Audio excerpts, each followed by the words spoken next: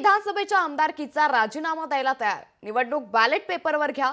संजय राऊतांचे बंधू आमदार सुनील राऊत यांनी ट्विट केलंय. महाराष्ट्रातील निकाल हे अविश्वसनीय आहेत. मी स्वतः माझ्या मतदारसंघात किमान 40 ते 50 हजारांच्या मताधिक्यानं जिंकायला हवाच होतो, पण मी 16 हजारांच्या मताधिक्यानं जिंकलो. हा निकाल विक्रोळीतील हजारो मतदारांना सुद्धा मान्य नाही.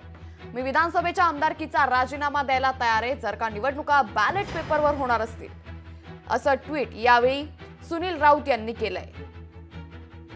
त्यामुळे संजय राऊतांचे बंधू आमदार सुनील राऊतांनी हे ट्विट केलंय आणि हे ट्विट सध्या राजकीय वर्तुळात या ट्विटवरून जोरदार चर्चा सुरू झाली आहे. महाराष्ट्रातील निकाल हे अविश्वसनीय आहे, असं ट्विट आता संजय राऊतांचे भाऊ सुनील राऊत यांनी केलंय.